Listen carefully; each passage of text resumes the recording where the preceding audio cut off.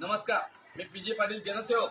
आज कोळी गल्लीतील आमच्या लाडक्या बहिणी असतील, लाडके भाऊ असतील, आज त्यांनी मला 8 दिवसापासून फोन करत आहेत की या गल्लीची समस्या आम्ही वेळोवेळी तक्रार करतोय, तरी प्रशासन कुठल्या पद्धतीने लक्ष द्यायला तयार नाही। म्हणून प्रशासनाला जाग यावी यासाठी आज सर्वांनी मला आवर्जून आज या कोळी गल्लीत बोलवलंय। सर्व भगिनींसमोर आज त्या भगिनी आपल्याला सांगतील काय समस्या आहे। ताई सांगा।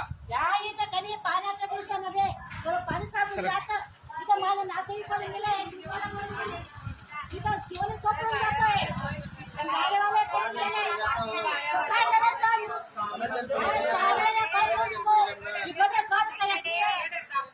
ताईंचं म्हणणं आहे की 6 महिन्यापासून हा धाप्याचं काम केलं नाही, वेळोवेळी तक्रारी केल्या, तिथं म्हातारे माणसं पडत आहेत, शाळेचे विद्यार्थी पडत आहेत, ही गटारी भरलेल्या आहेत, शाळेच्या घरी डेंग्यूचे मलेरियाचे सर्व पेशंट इथं आजारी आहेत, तिने यायला तयार नाही, प्रशासन यायला तयार नाही, अशी या महिलांची तक्रार आहे। आजारी आहेत का पेशंट आपल्या गल्लीत?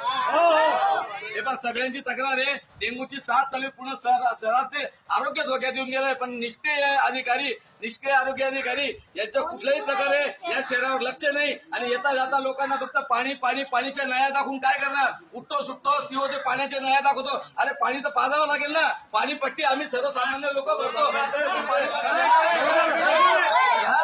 पाण्याचे आरे का लपताय तुम्ही? विकासाचे आरे ते काय लपून राहिले? येऊन जाऊन पाण्याची नळी दाखवता। अरे हे दाखवा, हे या कुठे गेलं? लोकांचे आरोग्य धोक्यात आले, लोक जिवंत राहतील तर पाणी पितील ना, लोक आजारी पडून मरतील तर ते काय कोण जबाबदार याला? प्रशासनाला विनंती आहे, कुठल्याही परिस्थितीमध्ये हे जर 2 दिवसात काम नाही केलं तर हे सगळ्या महिला वर्ग, पुरुष वर्ग सर्व नगरपालिकेवरती कचरा भरून तुमच्या नगरपालिकेवरती टाकतील।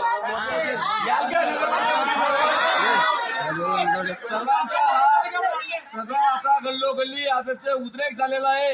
महिन्यापासून खंडित आहे दादा, आमना पोरग्या घडी घडी पडी राहणार आडे आई नाही करायला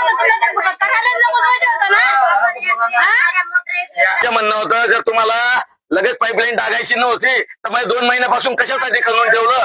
असेच त्यांची लोकांची मागणी आहे। म्हणजे अतिशय निष्क्रिय पद्धतीने कोणी त्यांच्या वाली नाही, या ठेकेदाराला कोणी वाली नाही, तो जिथे पडेल तिथे गल्ली खोलून ठेवेल, 2-2 महिने पडू देईल। आता 2 महिने होऊन गेले तर ताई तक्रार करता 2 महिन्यापासून जर तुम्हाला पाईप टाकायचाच नव्हता तर खणलं कशाला? हाच मोठा प्रश्न आहे। म्हणून प्रशासनाला विनंती आहे की जनतेचे हाल बघू नका, नुसतं पाईपच्या लाईनी दाखवण्यापेक्षा हे काय लोकांचे हाल होत आहेत हे पहिले बघा, हेच माझी प्रशासनाला विनंती आहे। याचा अंत पाहू नये प्रशासनाने, मुख्याधिकारी असतील, आरोग्याधिकारी असतील, कुठल्याही पद्धतीने तुम्ही हे तात्काळ काम नाही केलं तर हे सगळे नगरपालिकेवर येतील आणि तुम्हाला खुर्चीवर बसू देणार नाही। एवढंच लक्षात ठेवा। जय हिंद, जय महाराष्ट्र।